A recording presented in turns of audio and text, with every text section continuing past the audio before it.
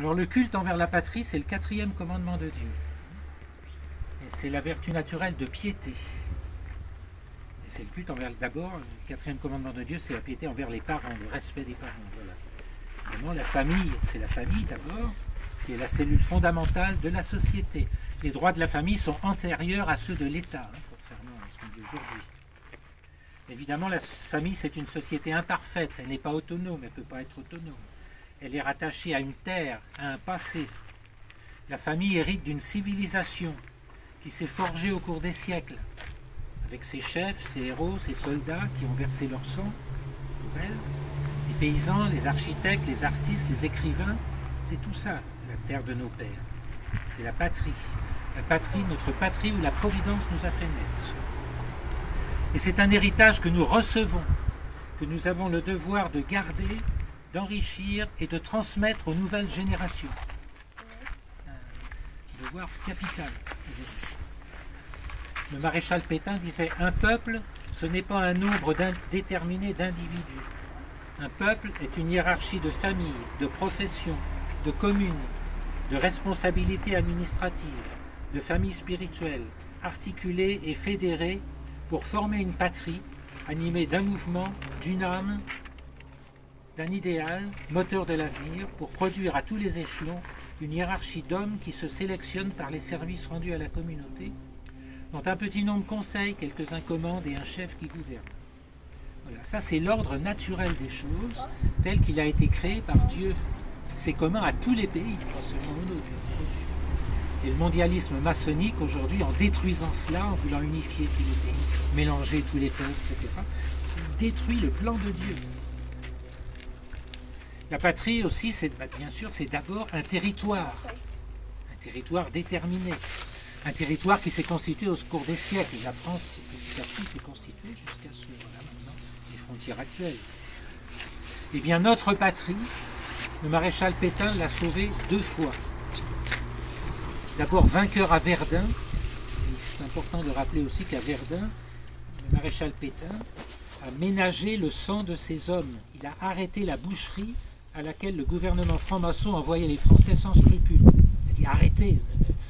Certaines batailles, certains assauts qui étaient menés, on savait que ça n'aboutirait à rien, et les chefs disaient d'y aller quand même. Pétain a arrêté tout ça quand il est arrivé. Donc il nous a sauvés à Verdun. Et il nous a sauvés aussi vainqueurs à Montoire. Montoire, Verdun diplomatique, où il a mis Hitler à genoux en lui imposant de respecter un État français, sinon ça aurait été un Allemand qui aurait été arrêté par la France. Respecter l'État français et laisser libre la moitié de la France. Et Hitler a cédé, donc il était vainqueur. On a appelé ça la divine surprise. C'est possible qu'il y ait une assistance d'en haut. Difficile de trouver. Maréchal Pétain, héroïsme. Héroïsme de prendre les commandes du pays dans un tel contexte à l'âge de 84 ans. Appelé à la tête du pays par l'Assemblée nationale en juin 1940 et faisant au peuple de France le don de sa personne pour atténuer son malheur. Il disait « Tournez vers moi vos regards, je vous montrerai comment on subit et comment on souffre jusqu'au dernier instant. » Et il le fera jusqu'à sa mort ici à l'île-Dieu. Héroïsme aussi lorsque Hitler finit par décider d'ôter toute indépendance à la France en occupant tout le pays, que l'entourage du maréchal le pressait instamment de s'enfuir en Algérie pour y prendre la tête de la dissidence, Pétain a refusé de partir. Il a dit « Si j'étais parti, c'eût été pour la France, le régime de la Pologne, la France en serait morte. » Les Allemands finiront par l'arrêter. Donc le maréchal Pétain, 2 fois sauveur de la patrie. Maintenant le maréchal Pétain, artisan de la résurrection morale et spirituelle de la France. Donc il ne se contenta pas, arrivé à la tête de l'État français, il ne se contenta pas de gérer matériellement les affaires du pays pour essayer de survivre au milieu de la guerre. En pleine guerre, la moitié du pays étant occupée, il préparait la résurrection morale et spirituelle de la France, parce qu'il était conscient que la défaite avait été due au fait, comme il le dit, que l'esprit de jouissance l'avait emporté sur l'esprit de sacrifice. Aujourd'hui, l'esprit de jouissance, c'est totalement inconnu. Alors, non content de faire des lois pour la famille, pour protéger les familles, il exhortait à donner aux enfants, il exhortait les familles à donner aux enfants le sens du devoir. Très important. Aujourd'hui, les gens, on attend tout de l'État. Ils disaient, n'espérez pas trop de l'État, qui ne peut donner que ce qu'il reçoit. Il reçoit de ce que les familles lui donnent. Comptez pour le présent sur vous-même et pour l'avenir sur les enfants que vous aurez élevés dans le sentiment du devoir. Il s'occupa de l'école aussi, disant que l'école doit enseigner à l'enfant, je cite, le respect des croyances morales et religieuses, en particulier de celles que la France professe depuis les origines de son existence nationale. Avec les chantiers de jeunesse, il voulait sortir les jeunes de la corruption des villes, les emmenant dans les forêts pour y mener une vie rude et saine. Et par là, il préparait en même temps une nouvelle armée à la barbe des Allemands. Ayant supprimé la franc-maçonnerie, qui s'en vengera plus tard, bien sûr, il permit au pays de respirer, enfin. Alors les corporations de métiers, qui sont les corps intermédiaires naturels de tout pays, les corporations de métiers commencèrent à se reformer spontanément.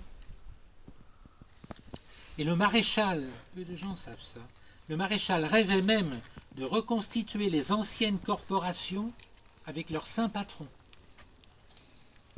tout en favorisant la restauration d'une France rurale et paysanne. Il aurait voulu aussi reconstituer les anciennes provinces d'avant la Révolution, qui correspondaient au génie propre de chaque région, et en mettant un gouverneur à la tête de chacune. Donc c'est Napoléon qui avait démantelé nos anciennes provinces, qu'il avait remplacé par un découpage arbitraire de la France en départements, et qui ne correspond plus au génie français, au génie de chaque nation. Chaque région avait son génie, avec ses poètes, sa langue, son folklore, ses écrivains, ses saints, etc. On a coupé comme ça. Sur le plan religieux, le maréchal est de plus en plus explicite avec les années. Citation. En retrouvant sa véritable tradition de civilisation chrétienne, c'est pour ça que j'en parlais au début, sa vraie vocation, mon pays reprendra, j'en suis sûr, la place qui lui revient parmi les nations. C'est seulement en revenant à sa vocation. Parlant de Sainte Jeanne d'Arc après l'inauguration de 2 de ses statues, il dit « Si elle a pu sauver la France tombée si bas, sans doute nous suffira-t-il d'appliquer les mêmes remèdes pour guérir encore une fois la France malade, en particulier la foi. » Alors il s'attira la reconnaissance de l'Église. Je vous cite 4 citations d'évêques. Monseigneur Moussaron, archevêque d'Albi, lettre pastorale du 8 janvier 1942. Grâce au maréchal, les vraies valeurs spirituelles, les valeurs religieuses, évidemment, sans occuper certes dans l'œuvre du redressement français toute la place que nous voudrions et que réclame l'avenir de cette œuvre, eh bien, les vraies valeurs spirituelles et les valeurs religieuses figurent pourtant à un rang auquel nous n'étions pas habitués en France avec les gouverneurs. Monseigneur Leno, archevêque d'Alger, il est le chef que la divine providence a envoyé à la France pour lui rendre courage et la relever. Monseigneur Chapouli, évêque d'Angers, 16 mai 1942, au nom des évêques de France. Nous avons entendu le chef de l'État dire qu'il voulait mettre le trésor de nos vertus chrétiennes à la disposition des masses.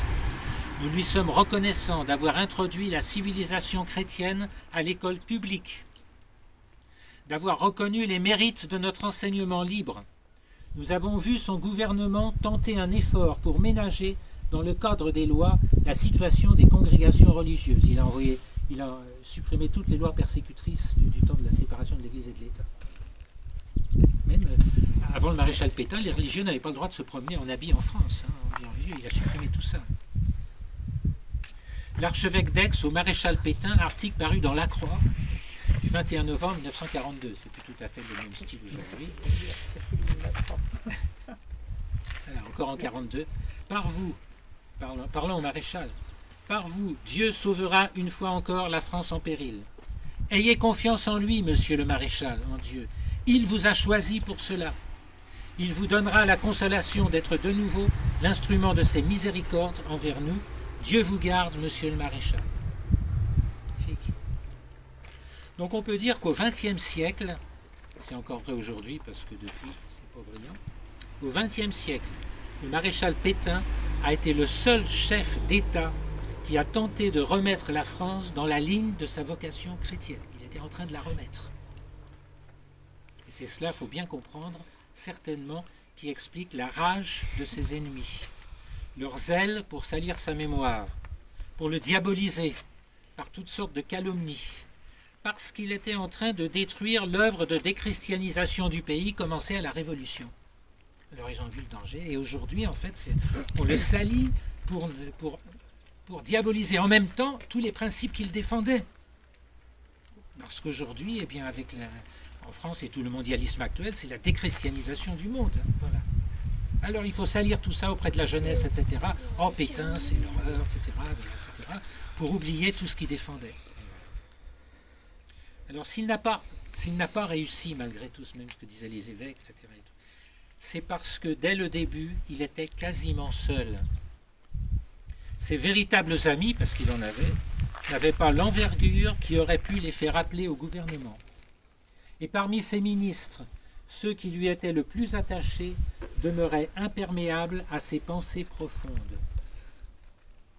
Un témoin considéré comme le meilleur interprète de la pensée du maréchal écrira « Le malheureux maréchal était l'objet et la victime d'un véritable détournement de vieillard. On lui cachait la vérité sous prétexte de le ménager, ou bien on le trompait effrontément, ou bien on le lanternait indéfiniment. C'est une partie, et non la moindre, du drame de Vichy. » Évidemment, nous, étant chrétiens, nous savons que pour le chrétien, la croix est le couronnement d'une œuvre, et elle donne à une œuvre une force considérable. Donc nous n'assimilons pas le maréchal Pétain à Jeanne d'Arc, cependant, d'ailleurs il l'admirait, et comme elle, il sera trahi, condamné à mort par un jugement inique, même s'ils ont eu la décence de ne pas l'exécuter. Comme Jeanne, il s'est offert en sacrifice. C'est son aumônier en juillet 1951, la veille de sa mort.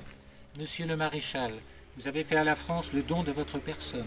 Consentez-vous à lui offrir votre martyre en sacrifice ?» « Oui, je le veux bien, » dira-t-il. Donc comme Jeanne d'Arc, il sera réhabilité un jour et son procès révisé. Au jugement dernier, c'est certain que cela arrivera au jugement dernier. Parce que ce jour-là, les calomnies et les mensonges seront révélés. Et il faut espérer que ceux qui ont calomnié et menti seront convertis avant le jugement dernier, parce qu'ils seront bien confus dans la confusion ce jour-là. Nous espérons quand même que cela arrivera avant le jugement dernier, et nous devons travailler pour cela. Son œuvre est l'aurore du relèvement de la France prophétisé par saint Pidis, et pour lequel son sacrifice n'aura pas été vain. Son sacrifice portera ses fruits à l'heure de Dieu. On en a la certitude. Je vous dirai quelque chose tout à l'heure à l'église sur le Sacré-Cœur. Vous serez bien étonné. Monseigneur Lefebvre est venu à l'Île-Dieu, ici, prier sur la tombe du maréchal. Il a eu une parole très forte. Monseigneur Lefebvre a dit, parlant du maréchal, « Prions-le ». Donc oui, prions-le.